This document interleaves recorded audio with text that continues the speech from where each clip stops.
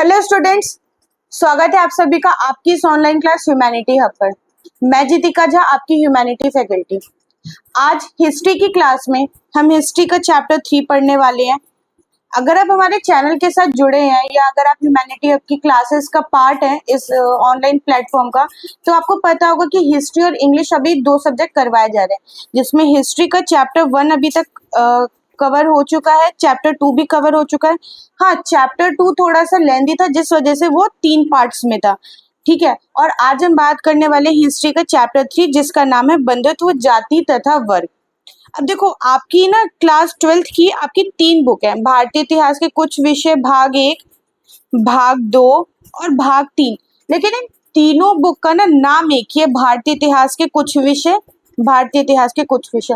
लेकिन इन तीनों बुक में डिफरेंस क्या है? जब तीनों का नाम सेम है तो इनमें डिफरेंस क्या है? तो सबसे बड़ा डिफरेंस ये है, जो पार्ट 1 की आपकी बुक है ना, ये कंप्लीटली प्राचीन भारतीय इतिहास के ऊपर बेस्ड है। ठीक है, इसमें जितना भी इतिहास दिया गया, जितनी भी स्टोरी दी गई है, वो एंशिएंट इंडिया से, प्राचीन भारत से रिलेट करती है। तो वहीं आपकी जो दूसरी बुक है भाग 2, वो है मध्यकालीन इतिहास। ठीक है, और मध्यकालीन इतिहास वो कंप्लीटली एक तरीके से कहा जाए तो मुगल हिस्ट्री पर बेस्ड है। ठीक है, मध्यकालीन इतिहास जो मुगल हिस्ट्री को इंडिकेट करती है। तो वहीं तीसरी बुक जो है भारतीय इतिहास, वो आधुनिक भारतीय इतिहास के ऊपर है। ठीक है, आधुनिक इतिहास, आधुनिक भारत का इतिहास, जिसमें बेसिकली स्वतंत्रता का संघर्ष बताया गया, स्वतंत्रता की लड़ाई, हमने स्वतंत्रता कैसे हासिल करी, इन सारी चीजों के ऊपर फोकस करा गया। लेकिन आज जो हम चैप्टर पढ़ने जा रहे हैं वो है इस बुक का पार्ट, भारतीय इतिहास के कुछ विषय भाग 1, और हमारे चैप्टर का नाम है बंधुत्व, जाति तथा वर्ग। अब देखो, इस चैप्टर की जो शुरुआत होती है ना, वो होती है महाभारत का समालोचनात्मक संस्करण से। अब महाभारत क्या है, ये आप सभी को पता होगा कि महाभारत अगर धर्म के लिहाज से देखा जाए तो वो सनातन धर्म का एक पवित्र ग्रंथ है। लेकिन क्योंकि हम इतिहास के विद्यार्थी हैं तो हमें महाभारत का धार्मिक महत्व नहीं, हमें उसके ऐतिहासिक महत्व के ऊपर फोकस करना है। वैसे भी महाभारत इकलौता ऐसा ग्रंथ है जिसका धार्मिक और सांस्कृतिक, इसका धार्मिक और सांस्कृतिक महत्व दोनों है। ठीक है, अब धार्मिक महत्व क्यों है? क्योंकि आप सभी को पता होगा कि श्री कृष्ण ने जो भगवत गीता का ज्ञान दिया था अर्जुन को, तो वो उन्होंने महाभारत युद्ध के दौरान ही दिया था, तो इसलिए इसका धार्मिक महत्व बढ़ जाता है भगवत गीता के ज्ञान के वजह से। ठीक है, भगवत गीता का ज्ञान। लेकिन हम सांस्कृतिक महत्व की बात करें या हम ऐतिहासिक महत्व की बात करें, तो इतिहास के विद्यार्थी होने के नाते हमें धार्मिक पॉइंट ऑफ व्यू पे ज्यादा फोकस नहीं करना है। ठीक है, हमें ज्यादा फोकस किसके ऊपर करना है? ऐतिहासिक महत्व। अब महाभारत का ऐतिहासिक पहलू, ऐतिहासिक महत्व क्या बताता है कि एक तो ये दुनिया का सबसे बड़ा महाकाव्य है। और क्यों इसको दुनिया का सबसे बड़ा महाकाव्य कहा जाता है? क्योंकि इसमें जो श्लोक है ना, वो 1 लाख से अधिक है। ठीक है, अब देखो, इसमें जो 1 लाख से अधिक श्लोक है, तो क्या ये इसका स्टार्टिंग से नाम महाभारत रहा है? नहीं, इसका स्टार्टिंग नाम जो है ना, वो जय संहिता था। तो जय संहिता बेसिकली महाभारत का प्राचीन नाम रहा है। ये 1 मार्क्स में क्वेश्चन आ सकता है कि महाभारत का प्राचीन नाम क्या था, या महाभारत को प्राचीन से में किस नाम से जानते थे, इत्यादि। ठीक है, इसकी रचना कब हुई थी, ये टाइम पीरियड जानना बहुत इंपॉर्टेंट है। इसकी रचना में ना करीब 1000 वर्षों तक होती रही थी। अब जाहिर सी बात है, 1000 श्लोक है, तो 1000 वर्षों तक इसकी रचना हुई थी, जिसका टाइम पीरियड 500 ईसा पूर्व से 500 ईस्वी तक था। महाभारत को हम ऐतिहासिक महत्व क्यों इसके ऊपर फोकस करते हैं? क्योंकि महाभारत उस समय के समाज की स्थिति और सामाजिक नियमों के बारे में बताता है। अब उस टाइम में, क्योंकि ये प्राचीन भारत का पार्ट है, अब प्राचीन भारत में आप देखोगे महाभारत में मौर्य वंश, नंद वंश, गणन, इन सब की जड़ें ना आपको महाभारत स्टोरी में कहीं ना कहीं देखने को मिलती है। ठीक है, तो उस टाइम का समाज कैसा था, क्या रूल्स हुआ करते थे, ठीक है, क्या पितृसत्तात्मक व्यवस्था थी, समाज में कैसी व्यवस्था थी, शिक्षा थी नहीं थी, जाति प्रथा थी नहीं थी, ठीक है, महिलाओं के अधिकार थे नहीं थे, ये सारी चीजें उसमें बताई गई है। महाभारत में शामिल कुछ कथाएं इससे पहले भी प्रचलित थी। अब महाभारत बेसिकली है क्या? महाभारत वैसे भले ही 1000 श्लोकों का हो, लेकिन इसकी जो स्टोरी है ना, वो बेसिकली दो परिवारों के बीच युद्ध का वर्णन करती है। अब दो परिवार कौन? कौरव और पांडव। ठीक है। अब 1919 में 1919 में एक संस्कृत विद्वान थे जिनका नाम था V S. Sudhankar, not Suchankar, V S. Sudhankar. ठीक है। अब इनके बारे में हम क्यों चर्चा करें, तो इनके नेतृत्व में एक अत्यंत महत्वाकांक्षी परियोजना की शुरुआत हुई। अब इन्होंने क्या डिसाइड किया, इन्होंने और इनकी टीम ने, कि महाभारत इतना प्राचीन ग्रंथ है, इसकी इतनी ज्यादा वैल्यू है, तो क्यों ना हम इसका समालोचनात्मक संस्करण तैयार करें। अब समालोचनात्मक क्या होता है कि जब आपके पास किसी भी टॉपिक के ऊपर, फॉर एग्जाम्पल आप रामायण को ही देख लो, रामायण के आपके पास बहुत सारे ग्रंथ होंगे, बहुत सारे भाषाओं में उसका अनुवादन है। ठीक है। तो यहाँ पे अगर आप महाभारत की बात करो तो यहाँ पे मान लो आपके पास एक भाषा, दो भाषा, ऐसे करते करते हर भाषाओं में अलग अलग इसकी स्टोरी लिखी गई है। अब इसमें कोई अलग स्टोरी है, ठीक है, इसमें अलग है, इसमें अलग है, ऐसे करते करते सब में अलग अलग स्टोरी है। तो समालोचनात्मक वो होगा जब हम इन सारी स्टोरी को एक साथ पढ़ लें। ठीक है, सारी स्टोरी को हम एक साथ पढ़ लें और किसकी क्या पॉजिटिव बात है और किसकी क्या नेगेटिव बात है, इन सबको जब हम एक जगह लेकर आएंगे, एक जगह कंपाइल करेंगे ना, तो वो उसका समालोचनात्मक संस्करण होगा। तो वी.एस. सुधांकर ने यही डिसाइड किया कि इसका हम एक समालोचनात्मक संस्करण तैयार करते हैं। अब इसके लिए उन्होंने क्या किया, जैसे रामायण विभिन्न विभिन्न भाषाओं में लिखी गई है, तो इन्होंने क्या किया, इन्होंने देश की विभिन्न लिपियों में, ठीक है, ब्राह्मी लिपि, खरोष्टी लिपि, देवनागरी लिपि, इस तरीके से विभिन्न लिपियों में जितने में भी महाभारत लिखी गई थी, सबकी पांडुलिपियों को इकट्ठा किया और विद्वानों ने ऐसे श्लोकों को चुना जो लगभग सभी पांडुलिपियों में थे।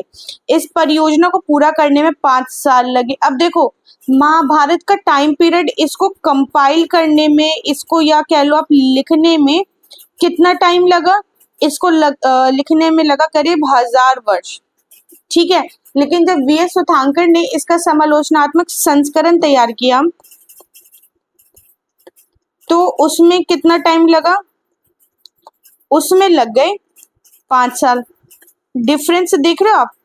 उसके बाद जब स्टार्टिंग का महाभारत था तो इसमें कितने श्लोक थे, इसमें देखो, इसमें कितने श्लोक थे, 1,00,000। ठीक है। लेकिन जब इन्होंने समालोचनात्मक संस्करण तैयार किया, स्टार्टिंग में इसमें 1,00,000 श्लोक थे, लेकिन जब ये समालोचनात्मक संस्करण तैयार हो तो इसमें कितने श्लोक थे, 3,000। तो यहाँ पे डिफरेंस आप देख रहे हो। ठीक है। अब इस परियोजना के लिए विभिन्न लिपियों में लिखे गए महाभारत, खैर हाँ, ये पार्ट तो कंप्लीट हो गया। तो बेसिकली हमने अभी इस वाले पार्ट में क्या पढ़ा कि महाभारत बेसिकली दो परिवार कौरव और पांडवों के बीच युद्ध की कहानी है। इस ग्रंथ का सामाजिक महत्व क्या है और इस ग्रंथ का सांस्कृतिक महत्व या ऐतिहासिक महत्व क्या है, इसको बनने में कितना टाइम लगा, इसका समालोचनात्मक संस्करण क्यों तैयार किया गया और इसके पीछे किन का हाथ है या किन की मुख्य भूमिका है। नेक्स्ट टॉपिक जो है आपके चैप्टर का वो है बंधुत्व एवं विवाह। अब देखो, बंधुता मतलब क्या होता है, अगर इसको मैं एकदम आम भाषा में कहूँ, आम जन भाषा में, तो बंधुत्व मतलब होता है भाईचारा। ये ऐसा वर्ड है जो आपको इंडियन कॉन्स्टिट्यूशन में भी देखने को मिलता है। अब देखो, इसमें ना बेसिकली क्या, परिवारों के बारे में जानकारी, क्या सभी परिवार एक जैसे होते थे, नहीं। अब बात किस टाइम की हो रही है, बात हो रही है एंशियंट टाइम की। ठीक है। कब की बात हो रही है, एंशियंट टाइम की। अब एंशियंट टाइम में ना, अगर हम परिवार की बात करते हैं तो परिवार आपको दोनों टाइप के परिवार देखने को मिलेंगे। जॉइंट फैमिली भी आपको देखने को मिलेगी जिसको संयुक्त परिवार कहा जाता है, और न्यूक्लियर फैमिली भी देखने को मिलेगी जिसे एकल परिवार कहा जाता है। अब वैसे परिवार तो दो ही प्रकार के होते हैं, संयुक्त परिवार और एकल परिवार। लेकिन महाभारत टाइम में क्या जॉइंट फैमिली होती थी, ये क्या न्यूक्लियर फैमिली होती थी। तो महाभारत में आपको, महाभारत के टाइम में आपको दोनों फैमिली देखने को मिलेगी। क्यों? क्योंकि देखो, अगर आप कौरव और पांडवों की बात करो ठीक है। अगर आप कौरवों या पांडवों की बात करो तो आपको ये देखने को मिलेगा कि वहां पर ना वो जॉइंट फैमिली में रहते थे, लेकिन वही महाभारत के टाइम पर एक विदुर थे, ठीक है, वहां पर एक विदुर थे जो उन्हीं के परिवार के थे। तो इनको आप देखोगे ये अकेले रहते थे, यानी कि ये एकल परिवार में रहते थे, ठीक है। जबकि वही कौरव और पांडव जो थे वो जॉइंट फैमिली के पार्ट थे। तो इस तरीके से आपको जॉइंट फैमिली और न्यूक्लियर फैमिली दोनों की एग्जाम्पल देखने को मिलते हैं। नेक्स्ट है पितृवंशिकता व्यवस्था। अब इस व्यवस्था में होता क्या है, देखो पितृवंशिकता ये एक ऐसा टॉपिक है ना जो ये एंशियंट टाइम में भी बहुत महत्वपूर्ण था, ठीक है। इसकी रेलेवेंस की अगर हम बात करें ना तो ये एंशियंट टाइम में भी और मॉडर्न टाइम में भी, यानी कि आधुनिक टाइम में भी ये आपको देखने को मिलती है। क्यों? क्योंकि ये एक ऐसी व्यवस्था है जिसमें कि समाज में दो वर्ग होते हैं, बेसिकली एक होता है पुरुष वर्ग, एक होता है स्त्री वर्ग। लेकिन ये जो व्यवस्था है ये व्यवस्था स्त्री के ऊपर, ये व्यवस्था स्त्री के ऊपर पुरुष के आधिपत्य को जस्टिफाई करती है, ठीक है। अगर मैं आम भाषा में कहूँ ये जो व्यवस्था है पितृवंशिकता व्यवस्था, तो ये स्त्रियों के ऊपर पुरुष के आधिपत्य को, पुरुष के अधिकार को, पुरुष के दबदबे को, ठीक है, उसको जस्टिफाई करती है, यानी कि सही ठहराती है, ठीक है। अब इस चीज को लेकर देखो प्राचीन समय में तो समाज ही ऐसा, तो उसमें पुरुषों का कह लो, परिवार में बेटों का या पति पत्नी में पति का, समाज में पुरुषों का ज्यादा महत्व था, इसलिए उस टाइम पे उतनी ज्यादा आवाजें नहीं उठाई गई, ठीक है। उस टाइम में उतना ज्यादा विरोध नहीं हुआ। लेकिन आज के डेट में ना सिर्फ विरोध हो रहा है बल्कि महिलाएं आवाज भी उठा रही है इस व्यवस्था के खिलाफ। ये व्यवस्था बेसिकली ये भी कहती थी कि पिता की मृत्यु के बाद पुत्र को उसका उत्तराधिकारी माना जाता है, भले वो पुत्र उस लायक हो या ना हो, लेकिन महिलाओं को, उसकी पुत्री को उसका उत्तराधिकारी नहीं माना जाएगा, ठीक है। अब उस टाइम पे ना विवाह की अगर हम बात करें तो उस टाइम पे विवाह के क्या नियम थे, विवाह के क्या कोई नियम होते हैं? बिल्कुल होते। विवाह उस टाइम में टोटल 8 प्रकार के विवाह समाज में प्रचलित थे। एक तो था प्रजापत्य विवाह, ठीक है, प्रजापत्य विवाह, देव विवाह, आर्ष विवाह,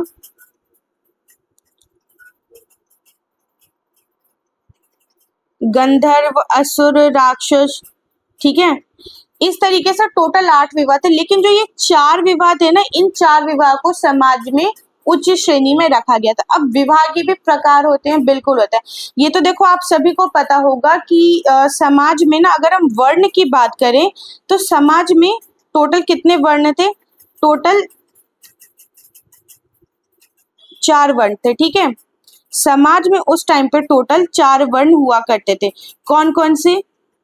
एक तो थे ब्राह्मण, एक थे क्षत्रिय, एक थे वैश्य और शूद्र। ये माना गया था कि जो ऊपर के 4 विवाह की कैटेगरी है वो इन चारों के लिए है, ठीक है। लेकिन जो शूद्र है इनके लिए निम्न कैटेगरी, इनको निम्न कैटेगरी में रखा गया था। सोसाइटी में ना ये नियम था कि देखो ब्राह्मण, क्षत्रिय, वैश्य, शूद्र, ब्राह्मणों का क्या काम था? वो सोसाइटी में शिक्षा का प्रसार करना, समाज में ज्ञान का प्रसार करना, ये चीज है। क्षत्रिय को क्या काम था? समाज में युद्ध लड़ना, युद्ध से बचाना, भारी आक्रमण से बचाना, ये सारी चीजें। तो वही वैश्यों का क्या काम था? उनका काम था व्यापार करना। जबकि शूद्र का क्या काम था? इनका काम था ऊपर के तीनों कैटेगरी की सेवा करना, इसलिए इनको निम्न कैटेगरी में रखा गया। तो विवाह की जब बात आती है तो विवाह के लिए भी यही माना गया कि ऊपर के जो 4 विवाह, ब्रह्म विवाह, प्रजापति विवाह, देव विवाह, आर्ष विवाह, ये 4 प्रकार के विवाह इन कैटेगरी के लोगों के लिए। जबकि जो गंधर्व, असुर, राक्षस, पिशाच, इनको निम्न कैटेगरी के लोगों की श्रेणी में रखा गया, ठीक है। इनमें शुरुआती चारों को श्रेष्ठ बताया गया। वे निंदित विवाह प्रकार उन समुदाय में प्रचलित थे जो ब्राह्मणीय परंपराओं को अस्वीकार करते थे। अब देखो जो गंधर्व, असुर, राक्षस और पिशाच, ये विवाह के वो प्रकार थे जो उन लोगों के बीच में पॉपुलर थे। देखो विवाह के ये प्रकार ये उन लोगों के बीच में पॉपुलर थे जो सोसाइटी में ब्राह्मणों के नियम को नहीं मानते थे, ठीक है, जो सोसाइटी में ब्राह्मणों को नहीं मानते थे, और ब्राह्मणों के नियम को नहीं मानते थे, इसलिए उन लोगों के बीच में ये विवाह के नियम जो थे प्रचलित थे। पितृसत्तात्मक व्यवस्था में पुत्रों को विशेष महत्व दिया जाता था और कन्या को अलग दृष्टि से देखा जाता था, और सामान्यतः कन्या का विवाह गोत्र से बाहर ही किया जाता था। अब देखो, कन्या का विवाह गोत्र से बाहर करना, ये चीजें जो है ना, ये आज के डेट में भी प्रचलित है। गोत्र से बाहर विवाह करने के पीछे क्या कारण है, ये वाला जो रूल है ये आज की डेट में भी प्रचलित है। अब होता क्या था, देखो एंशियंट टाइम में, एकदम पाषाण काल में आप चले जाओ, पाषाण काल में होता क्या था, मनुष्य को रिलेशंस की इतनी समझ नहीं थी कि कौन उसका भाई है, कौन उसकी बहन है, माता पिता, भाई बहन, ऐसे कोई संबंध की उसको नॉलेज थी नहीं। तो इसलिए समाज में मतलब जो बच्चे होते थे या जो उनका वंश आगे बढ़ता तो उनमें कोई ना कोई विकृति देखी जाती थी। लेकिन जब समाज के कुछ लोगों ने इन चीजों के ऊपर फोकस किया तो उन्होंने सबसे पहले ये नियम बनाए कि संबंधों को पहचानना जरूरी है, और ये मनुष्य में विकृति इसलिए आ रही है क्योंकि मनुष्य सेम गोत्र में संबंध बना रहा है, सेम गोत्र में विवाह कर रहा है, जिससे संतानें हो रही है। तो इसलिए ये नियम बनाए गए कि चाहे पुरुष हो चाहे महिला हो, उनका सामान्य गोत्र में यानी कि एक ही गोत्र में विवाह नहीं माना जाएगा। क्यों? क्योंकि एक गोत्र में विवाह करने से उनके बीच में खून का रिश्ता या भाई बहन का संबंध माना जाता है। धर्मशास्त्र की अगर हम बात करते हैं तो धर्मशास्त्रों के अनुसार धीरे धीरे नगरों का उद्भव हुआ, सामाजिक जीवन में परिवर्तन देखने को मिला। अब देखो, जहाँ पाषाण काल में मनुष्य खुला जीवन जीता था, कोई संबंधों की पहचान नहीं थी, तो वही वैदिक काल आते आते उसको संबंधों की पहचान हुई। ना सिर्फ उसको संबंधों की पहचान हुई बल्कि विवाह के रूल बने। अब विवाह के रूल बने तो जीवन में परिवर्तन भी देखने को मिला, समाज में व्यापार बढ़ने लगा और दूर दराज से लोग आकर वस्तुओं की खरीद फरोख्त करने लगे। एक नया नगरीय परिवेश सामने आया। देखो, जब व्यापार बढ़ता है लोगों के पास पैसे आते हैं, पैसे आते हैं लोगों की सोच बदलती है, ठीक है, और इस प्रकार समाज में परिवर्तन आता है। ब्राह्मणों द्वारा एक आचार संहिता तैयार की गई। अब ये आचार संहिता होती क्या? आचार संहिता बेसिकली एक रूल्स होते हैं जो फॉलो करे जाते हैं, जो सबके लिए फॉलो करना जरूरी होता है, और जो इन रूल्स को फॉलो नहीं करेगा उसके लिए पनिशमेंट भी होती थी। अब आज की डेट में है ना, इंडियन कॉन्स्टिट्यूशन में आपके लिए कुछ रूल्स बनाए गए हैं, डीपीएसपी बनाए गए हैं, फंडामेंटल ड्यूटीज बनाए गए हैं, मौलिक कर्तव्य बनाए गए हैं। खैर, मौलिक कर्तव्यों के पीछे तो कोई पनिशमेंट नहीं है, लेकिन कुछ ऐसे अधिकार है जिनको अगर आप फॉलो नहीं करोगे या दूसरों के अधिकार का हनन करोगे तो उसके लिए आपको सजा मिलेगी। तो वैसे ही प्राचीन समय में भी था, लेकिन उस टाइम में संविधान नहीं होता था, उस टाइम में आचार संहिता होती थी, जिसके रूल्स को फॉलो करना आपके लिए बहुत जरूरी होता था। अगर आप उनको फॉलो नहीं करोगे आपके लिए दंड का प्रावधान भी होता था। इन्हीं सबसे महत्वपूर्ण जो कृति थी मनुस्मृति। मनुस्मृति एक ऐसा ग्रंथ है जो स्टार्टिंग से ही ना विवादों में रहा है, ठीक है। मनुस्मृति स्टार्टिंग से विवादों में रहा। इसके पीछे रीजन क्या है? मनुस्मृति में बेसिकली समाज के शूद्र जाति के लोग या समाज में निम्न कैटेगरी के लोगों के लिए क्या रूल्स उनको फॉलो करने, इन चीजों के ऊपर कुछ रूल्स लिखे गए। इन चीजों के ऊपर बेसिकली ये बुक बेस्ड है। अब इसी के कुछ पन्ने को डॉक्टर भीमराव अंबेडकर ने, BR अम्बेडकर ने इसके कुछ पन्नों को जलाया था, जिसके बाद से काफी ज्यादा विवाद हुआ। अब ये एक ऐसा ग्रंथ है या इसका ये टॉपिक ऐसा टॉपिक है जो स्टार्टिंग में भी विवाद का विषय था और आज तो है ही, ठीक है। इसका संकलन कब हुआ? तो इसका संकलन जो था वो 200 ईसा पूर्व से 200 ईस्वी के बीच हुआ, और प्राचीन काल में केवल 8 प्रकार के विवाह माने जाते थे आचार संहिता के अनुसार। इसमें केवल शुरुआती 4 विवाह को ही उचित माना गया। अभी शुरुआती 4 विवाह कौन कौन से थे आप एक बार लिख लो। ब्रह्म विवाह, प्रजापत्य विवाह, आर्ष विवाह और देव विवाह। ये जो विवाह के 4 प्रकार थे, इन्हें शुरुआती 4 प्रकारों को श्रेष्ठ माना गया, जबकि बाद के 4 गंधर्व, असुर, राक्षस और पिशाच, इन 4 प्रकारों को निम्न कैटेगरी की श्रेणी में माना गया। धर्मशास्त्र होते क्या थे? तो धर्मशास्त्र बेसिकली प्राचीन धार्मिक ग्रंथ थे, ठीक है, जिसमें समाज के लिए आचार, नियम और धर्म के सिद्धांत लिखे गए थे, ठीक। अब धर्मशास्त्र, इसमें देखो धर्म वर्ड आ गया, तो क्या इसका संबंध किसी धर्म से है? बिल्कुल भी नहीं। इसका संबंध ना सनातन धर्म, ना इस्लाम, ना क्रिश्चियन, ना सिख, ना बौद्ध, ना जैन, किसी भी धर्म से इसका संबंध नहीं है। ये बेसिकली एक रूल बुक है, धर्मशास्त्र जो है ना बेसिकली रूल बुक है जो कि एंशियंट टाइम में लिखी गई थी, जिसमें ये बताया गया कि एक समाज में मानव को कैसा जीवन जीना चाहिए, क्या रूल्स उसको फॉलो करने चाहिए, कौन सी चीजें गलत है, कौन सी चीजें सही है, ठीक है, उसका व्यवहार कैसा होना चाहिए, सामाजिक जीवन कैसा होना चाहिए, ये सारी चीजें, जातिवाद होना चाहिए नहीं होना चाहिए, क्या चीज बुरी है। तो बेसिकली ये एक रूल बुक है जो कि प्राचीन समय में लिखी गई थी और इनकी भाषा संस्कृत थी, ठीक है। देखो धर्मशास्त्र में जीवन के विभिन्न पहलू जैसे कि विवाह, उत्तराधिकार, दंड व्यवस्था, अगर कोई समाज में किसी के साथ गलत करता तो उसके लिए क्या क्या दंड के प्रावधान है, ये सारी चीजें लिखी गई थी। इसमें वर्ण व्यवस्था को बहुत महत्व दिया गया था। वर्ण व्यवस्था जैसे कि ब्राह्मण, क्षत्रिय, वैश्य और शूद्र, ठीक है। इसमें वर्ण व्यवस्था को बहुत ज्यादा महत्व दिया गया था। फिर आश्रम व्यवस्था को, वानप्रस्थ, संन्यास, गृहस्थ, इस प्रकार के जितने भी आश्रम थे उनको बहुत महत्व दिया गया। इनकी रचना किसने की थी, तो धर्मशास्त्रों की रचना जो है वो बेसिकली ब्राह्मणों द्वारा रचित थी और इन्हें समाज में कानून की तरह मान्यता दी जाती थी। अब आप इसको इस तरीके से समझो, जो वैल्यू आज की डेट में इंडियन कॉन्स्टिट्यूशन की है, जो वैल्यू आज के डेट में